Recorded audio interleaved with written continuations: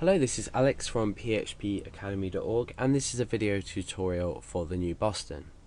In this video I'm going to be looking at extending classes so we can use specific data, or rather properties and methods from another class, but quickly do this so we've created a new class to use this data. We can do this on one line, but we can also specify additional properties. If you don't know what I'm talking about, then follow along this example. This is the bank account class from the previous examples, the previous videos. If you haven't watched them already, go back and do so. And we simply have a class bank account. I'll just walk you through it. We've got a class called bank account. We've got a property called balance, which is by default equal to 0. And we have three different methods. We've got display balance, which simply displays this property. We have a method called withdraw, which withdraws a certain amount of money. And we have a method called deposit, which puts in a certain amount of money, so deposits a certain amount of money. Okay, so now what we want to do is we want to think about what happens if we want to create a savings account. Now, the sort of first way of thinking about this would be to maybe copy this, come down here, paste it in, and just change everything around. So instead of class bank account, we can call it class savings account. The balance we can keep, the display balance we can keep, the withdrawal we can keep, and the deposit we can keep as well. So what we've essentially done is created a new class called savings account, but with exactly the same properties and methods of our bank account up here.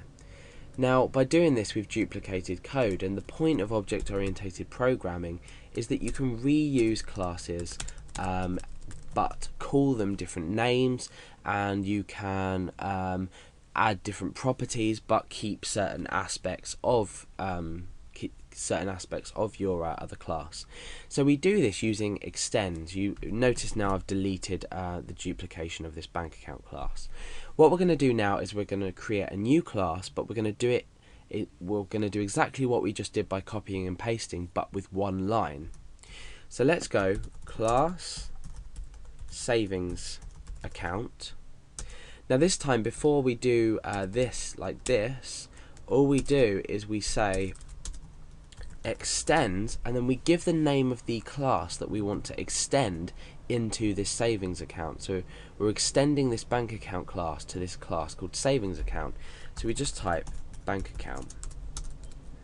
And that's it. That's all you need to do. Inside here you can specify additional properties, but as of now this savings account has all the properties and methods of our bank account class. So we've got a public balance and public methods here, which we can use within our savings account.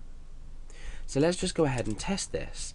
If I was to say Alex savings equals new savings account, let's go first of all to our browser and test this. Okay, you can see that nothing's come up at the moment, but this basically means that this has worked. And now what we can say is Alex savings display balance, and let's echo that out. So you can see that balance is 0. Now notice we're using this savings account class. So what we've done is successfully extended our bank account class into this savings account. So we have use for the methods. So instead of the first method I just showed you, copying and pasting the whole class and just changing the name, we're now not reusing any code whatsoever, because we are keeping the same class, but we're just creating a new class as an extension of the main bank account class. So we found a much easier way of doing things. So let's run these side by side. We've created our savings account, and let's maybe deposit some money into our savings account. So Alex savings deposit, and let's deposit £3,000 in here. And up here we'll create a normal bank account. So Alex equals new bank account. And we'll say Alex deposit, and we'll deposit just 100 in here. And then we'll display both the balances at the end. So what we've done is we've created a new bank account, which is our main class. We've deposited £100. We've created a savings account class with an instance of our savings account class, which we've deposited £3,000. But remember, this is not a main class. This is our extended class from bank account. However, even though we're using it side by side and we're creating a new instance of bank account and savings account, we can use both simultaneously.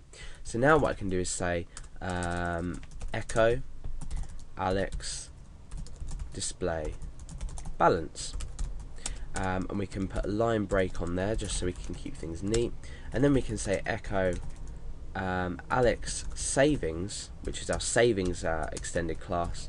We can say display balance as well. So now what we should do is we should create, what we're doing is we're creating a new bank account and a new savings account, and we are depositing £3,000 in here and £100 in there, and then displaying our balances. So let's have a look at that. Undefined property, display balance. Okay, maybe I spelt that wrong.